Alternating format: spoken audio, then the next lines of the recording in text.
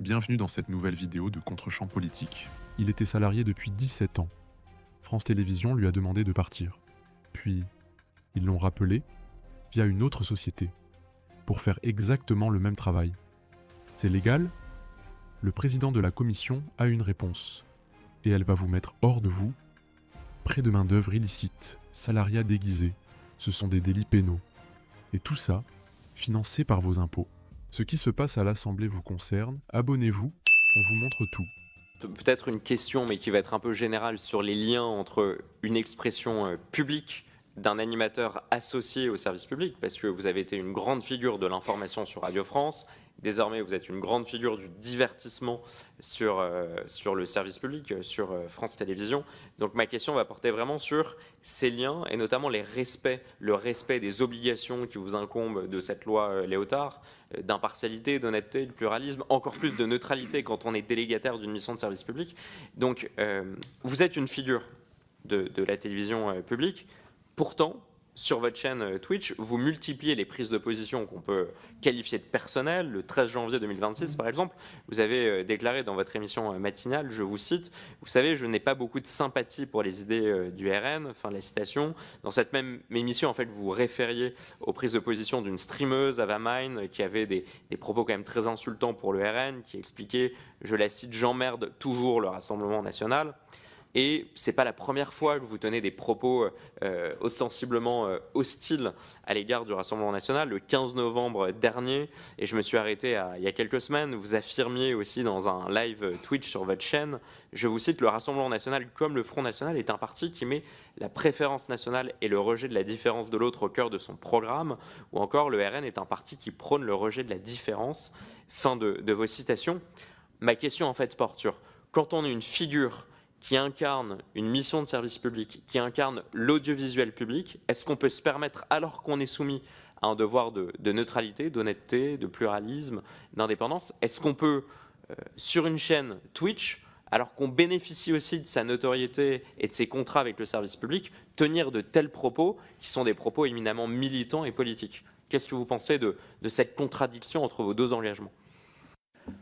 La question est longue, je vais essayer d'y répondre de façon brève. Il y a beaucoup de choses. Je l'ai expliqué à l'instant, je ne crois pas au concept de neutralité. Vous m'appelez la neutralité, c'est un mirage, c'est un attrape-gogo.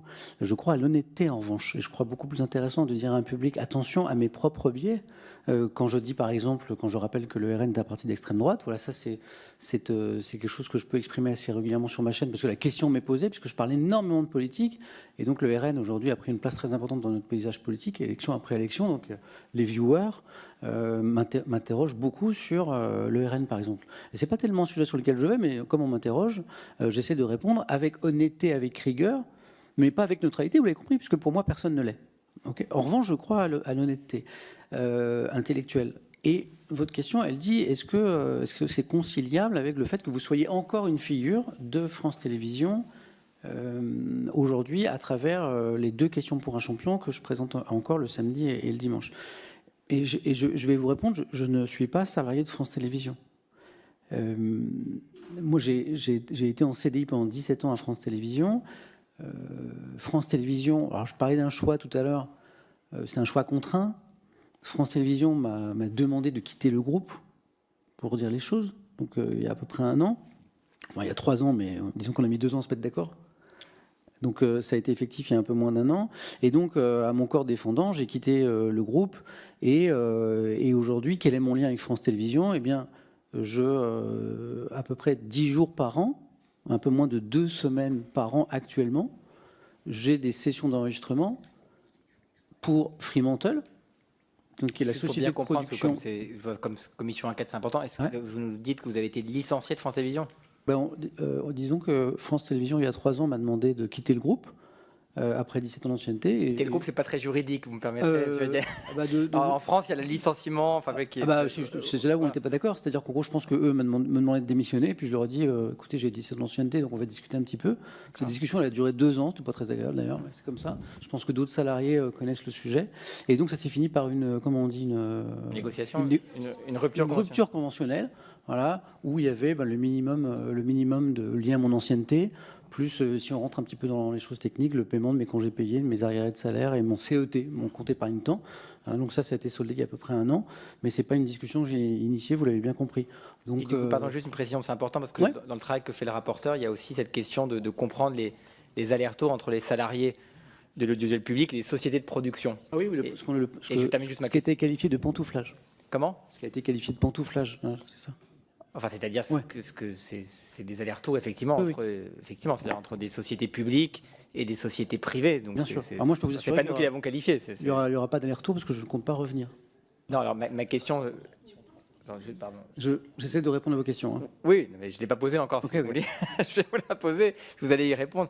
Ma question, c'est que parfois, ça nous a été remonté que quand France Télévisions licencie des salariés, on leur dit dans le corbeil du divorce, si vous me permettez cette expression, on va vous maintenir 2-3 émissions, donc soit vous créez votre société de production, soit vous allez travailler dans une société de production et on vous licencie, mais vous aurez 2-3 émissions. Est-ce que ça s'est passé comme ça pour vous avec Question pour un champion dans vos discussions? Et est-ce que dans vos discussions, on vous a licencié, mais on vous a dit, en revanche, vous pourrez garder quelques émissions de Question pour un champion et vous serez donc salarié du producteur qui produit France Télévisions, qui produit Question pour un champion? Non. Puis de toute façon, moi, je réponds à votre question, Monsieur le Président. Non, moi, j'étais opposé à cette décision de quitter le groupe. Les discussions, on dirait 2 ans, parce que j'étais pas d'accord avec cette proposition de France Télévisions de quitter le groupe. Il se trouve qu'après cette rupture conventionnelle, le producteur Fremantle, qui lui avait toujours un contrat avec France Télévisions pour produire cette émission, m'a proposé de poursuivre.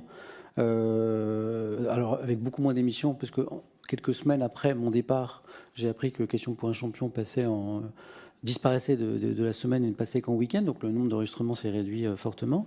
Et donc Fremantle me propose, pour être encore plus précis, à chaque session d'enregistrement, donc à chaque semaine de travail, un contrat d'1 semaine. Voilà, que j'accepte ou j'accepte pas, jusqu'à ce jour je l'ai accepté, pour continuer à porter ce jeu que j'adore, puisque je m'en suis déjà exprimé dans la presse, même si j'ai beaucoup d'estime pour l'audiovisuel public, vous l'avez compris dans mon propos liminaire, et pour France Télévisions, parfois les directions prennent des mauvaises décisions. Ce fut une mauvaise décision de passer Question pour un champion uniquement au week-end, parce que c'est un jeu dont je pourrais parler pendant des heures, qui est extraordinaire, et qui est justement très service public. Et donc voilà, j'ai un contrat...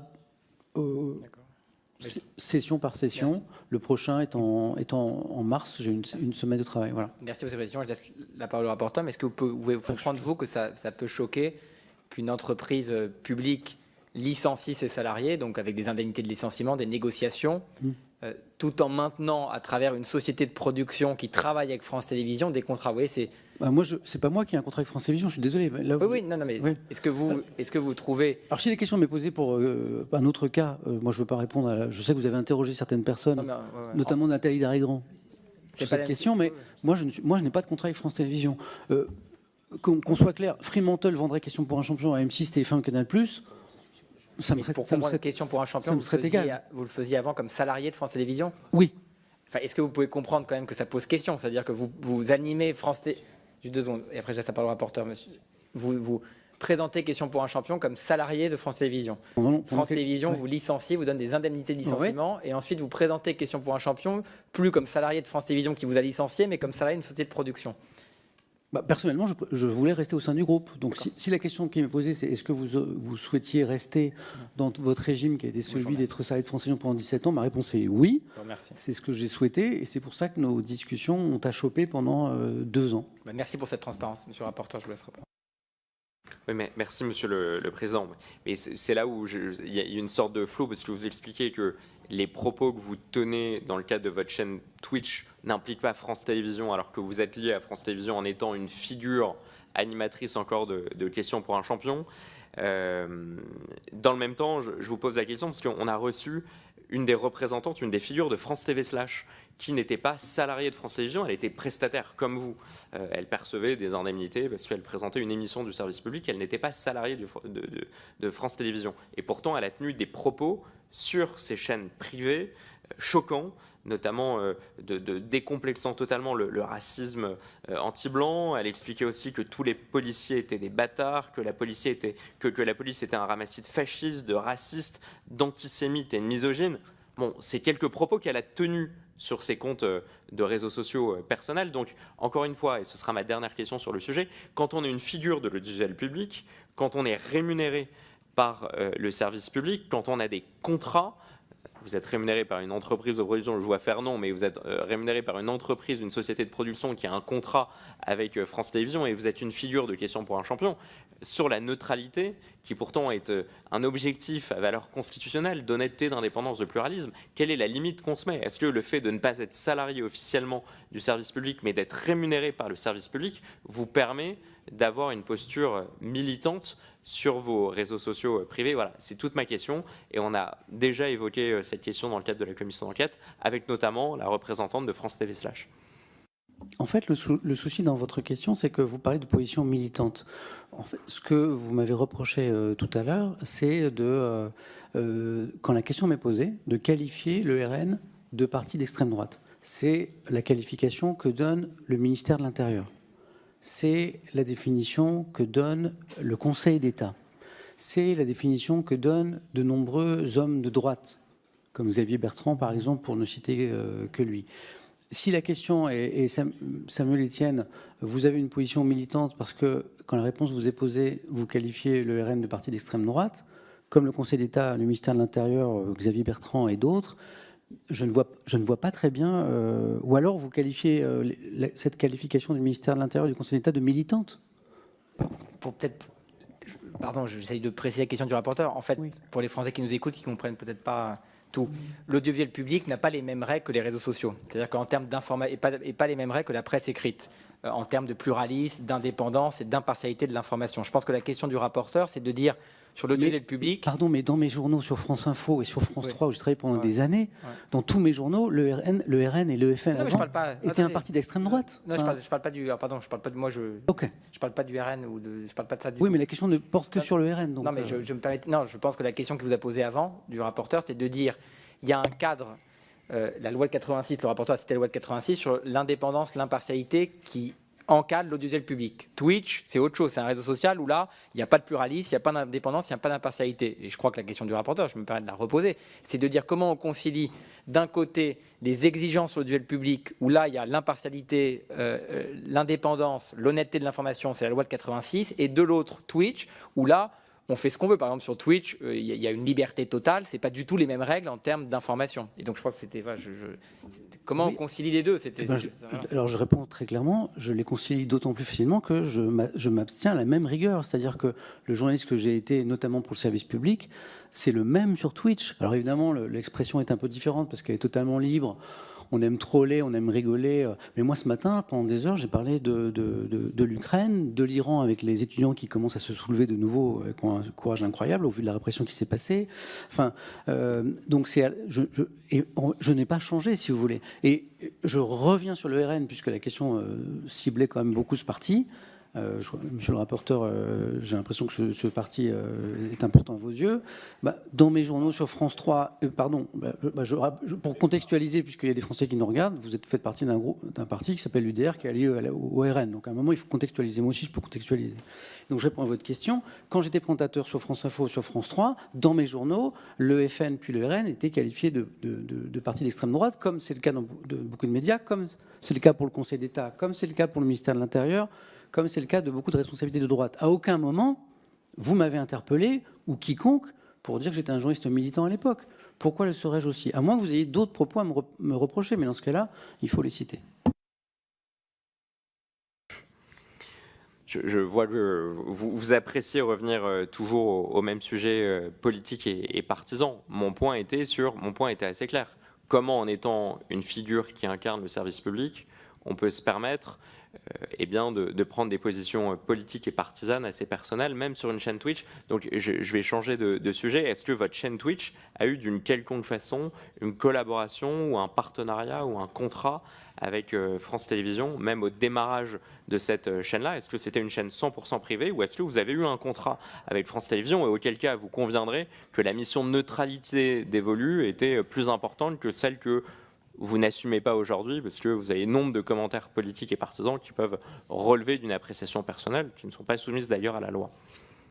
mais qu'il va falloir citer, monsieur le rapporteur, parce que vous parlez de rapports militants, de propos militants.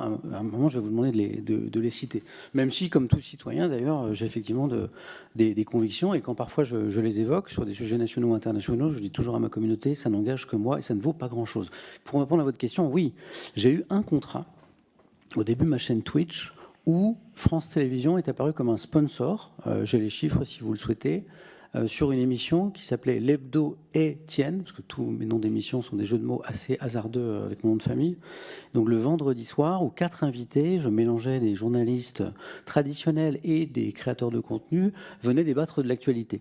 Et sur un certain nombre de numéros que je peux vous donner si vous voulez, pour un prix que je peux vous donner si vous le souhaitez aussi, France Télévisions a été, on va dire, le sponsor de cette émission. C'était pour eux une façon d'explorer Twitch. Vous savez que l'un des défis des médias traditionnels, c'est de comprendre comment fonctionne YouTube, Twitch, TikTok, Instagram, pour s'y projeter, parce qu'ils ont bien compris que les publics étaient en train de s'y déplacer. Donc France Télévisions m'a demandé si je pouvais être un petit peu leur explorateur. Je les ai beaucoup conseillés pro bono sur beaucoup de leurs projets sur Twitch. J'ai présenté certains lives sur la chaîne Twitch de France Télévisions pendant la crise sanitaire, lors de la dernière présidentielle aussi, des débats politiques, enfin des interviews politiques, sur leur chaîne Twitch pro bono. C'était une façon de leur envoyer l'ascenseur parce qu'ils nous laissaient une certaine liberté, c'est d'avoir créé ma chaîne. C'était un peu le deal, si vous voulez, monsieur le rapporteur, c'est-à-dire qu'ils m'avaient autorisé à créer cette chaîne Twitch parce que j'ai demandé l'autorisation de le faire. On ne fait pas n'importe quoi quand on est salarié. Ils m'avaient donné cette autorisation, mais en me disant bien, si tu pouvais nous accompagner parallèlement sur nos propres projets de développement numérique, voilà, et ce que j'ai fait. Et puis effectivement, ça s'est caractérisé notamment par cet accompagnement pendant 32 émissions de mémoire. Mais je peux vous le préciser, pour un budget que je peux vous préciser, qui visait à mettre en avant la marque France Télévisions sur Twitch via ce sponsoring. Si vous voulez plus d'informations, je peux vous les donner. Donc on est d'accord que ce n'est pas une chaîne privée et personnelle, ça a été mandaté par France Télévisions, il y a eu un contrat sur cette chaîne Twitch. France Télévisions vous a demandé, et d'un commun accord, vous l'avez fait avec eux, ce qui légitime d'autant plus les questions que je vous pose sur ces ruptures vis-à-vis d'obligations de neutralité. Pour être parfaitement clair, l'année où vous avez créé cette chaîne Twitch, ça a été une demande coordonnée de France Télévisions pour mettre en avant aussi leur marque. Est-ce que vous pouvez nous détailler peut-être les conditions contractuelles? Est-ce que ça a été une demande de France Télévisions? Est-ce que France Télévisions produisait cette émission sur Twitch? Est-ce que vous avez été rémunéré? Parce que c'est aussi cette chaîne qui a eu une grande notoriété assez rapidement.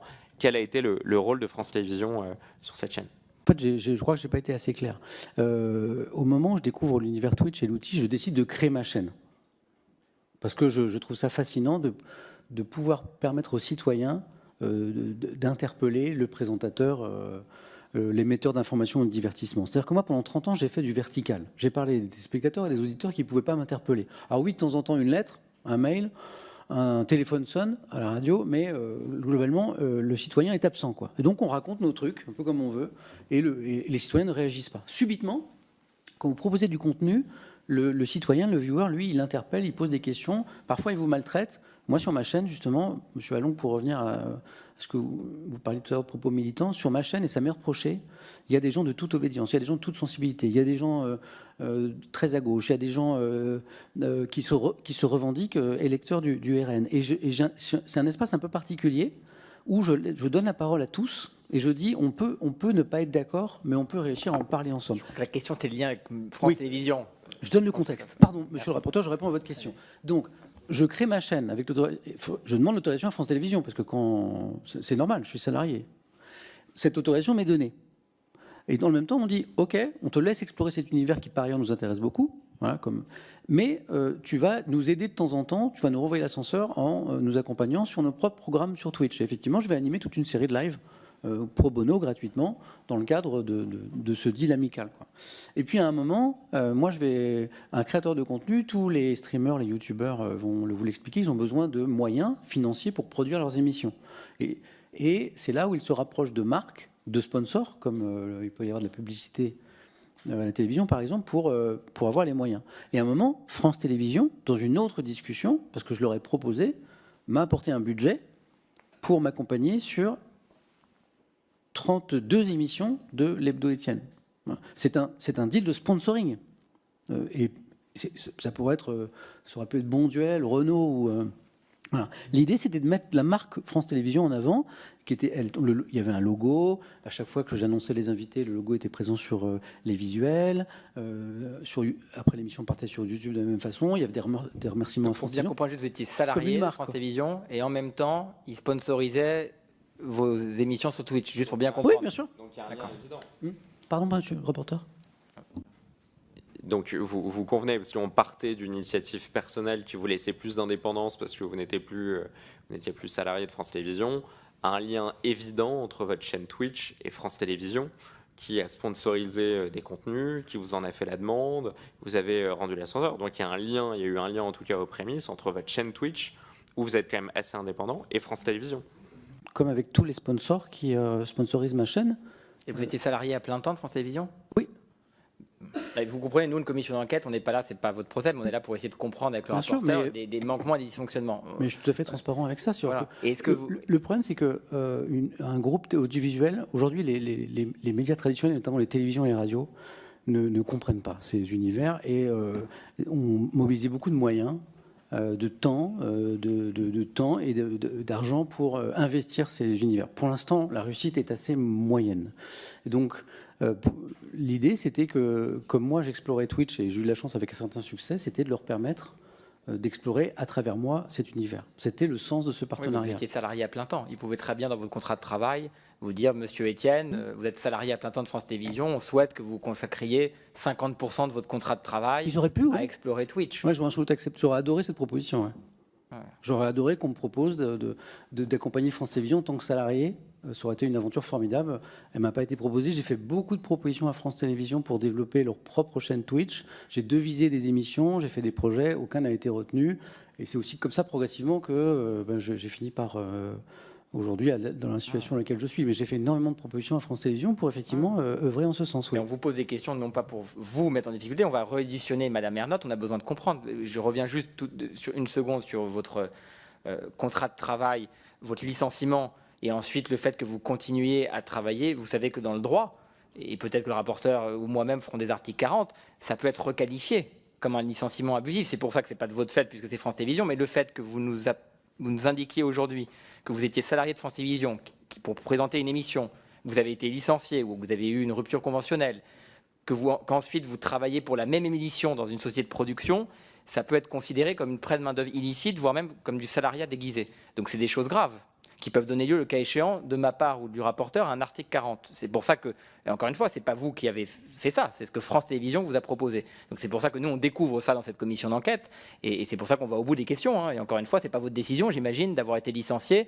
et ensuite d'avoir été salarié d'une société de production. Mais il se trouve que dans le droit français, ce que vous nous avez indiqué peut s'apparenter à un prêt de main-d'œuvre illicite, à un licenciement abusif, voire même un salariat déguisé, c'est des faits pénaux. C'est des délits pénaux. Pas pour vous, mais pour... Je l'entends.